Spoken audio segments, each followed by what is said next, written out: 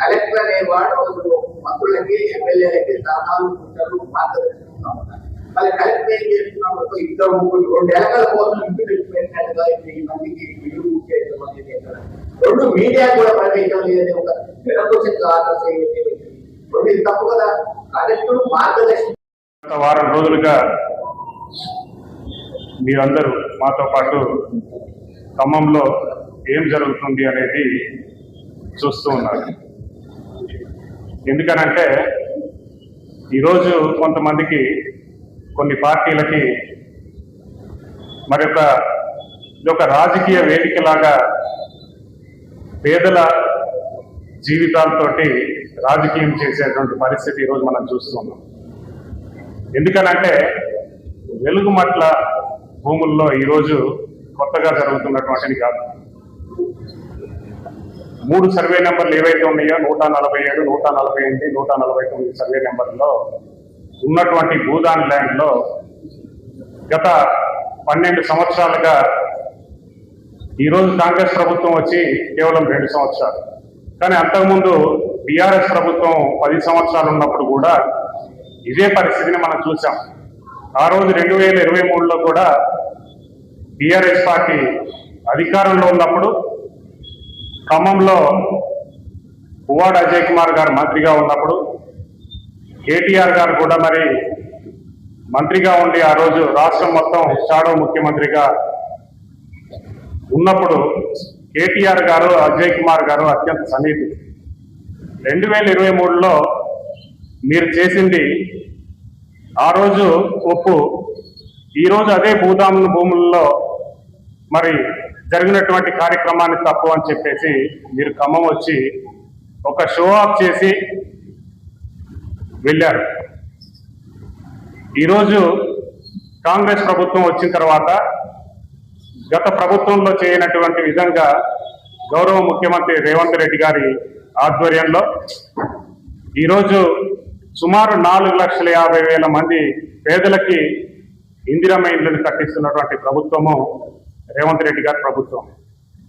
ఇక్కడ ఉన్నటువంటి వెలుగుమట్లలో ఉన్నటువంటి ఒక 500 మందికి 600 మందికి ఇండ్లు కట్టియలేనటువంటి ప్రభుత్వం కాదు ఇది. కానీ ప్రభుత్వం ఆస్తుల్ని, ప్రజల ఆస్తుల్ని కాపాడాల్సినటువంటి బాధ్యత ప్రభుత్వాల మీద ఉంటుందా లేదా అనేది విఘ్నులైన ప్రజలు అందరూ కూడా ఆలోచించారు. కాపాడకపోతే ప్రభుత్వం ఏం చేస్తుంది, ఇక్కడ జరుగుతున్నటువంటి అసాంఘిక కార్యక్రమాలు వీటన్నిటిని కూడా చూస్తూ ఊరుకుంటుంది అని చెప్పి మీరే ఒక పక్క అంటారు. ఒక పక్కన ఎప్పుడు అవకాశం దొరుకుతుందా ప్రభుత్వాన్ని విమర్శించాలి, ఇక్కడ ఉన్నటువంటి మంత్రుల్ని విమర్శించాలి అని చెప్పేసి మీరు చూస్తూ ఉంటారు.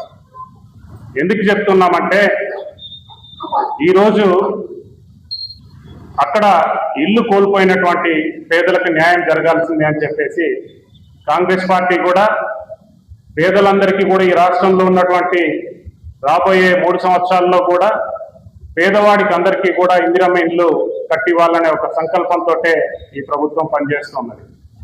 అయితే మీరు వచ్చిన 2 సంవత్సరాలుగా ఈ ప్రభుత్వం వచ్చిన తర్వాత మీరు చూస్తున్నారు, ఎక్కడ అన్యాయం జరిగినా, అక్రమాలు జరిగినా, అరాచక శక్తులు ఉన్నట్టు కానీ వాటిని ప్రభుత్వం ఏ విధంగా చేస్తుందో మీరు చూస్తూ ఉన్నారు. అన్యాక్రాంతమైనటువంటి భూములు గత 10 సంవత్సరాల్లో ధరణి పేరు చెప్పేసి వేలాది ఎకరాలని మీరు ఆక్రమించినటువంటి మీరు ఈరోజు కాంగ్రెస్ ప్రభుత్వానికి, ఇక్కడ ఉన్నటువంటి మా నాయకులకి నీతి వాక్యాలు చెప్తే వినడానికి, నమ్మడానికి ప్రజలు సిద్ధంగా లేరు. మీరు చేసినటువంటి అరాచకానికి స్వస్తి చెప్పాలనే ఉద్దేశంతో కాంగ్రెస్ ప్రభుత్వానికి ఈరోజు ప్రజలందరికీ కూడా మద్దతు ఇచ్చి కాంగ్రెస్ ప్రభుత్వాన్ని తెచ్చుకోవడమే కాకుండా తెచ్చుకున్నటువంటి ప్రభుత్వంలో స్థానిక ఎన్నికల్లో, మొన్న జరిగినటువంటి మున్సిపాలిటీ ఎన్నికల్లో కూడా తిరుగులేని మెజార్టీ ఈ రాష్ట్ర ప్రజలు కట్టబెట్టారు.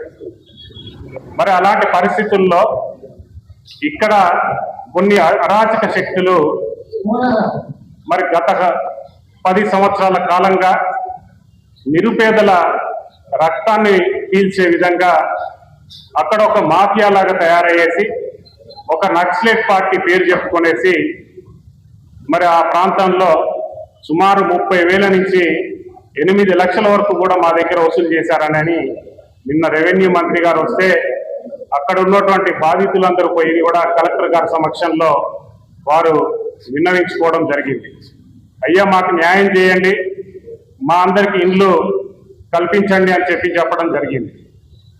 మీరందరూ చూస్తున్నారు, అక్కడ నిజంగా అర్హులు ఉంటే ఈ ప్రభుత్వానికి ఎటువంటి ఇబ్బంది లేదు.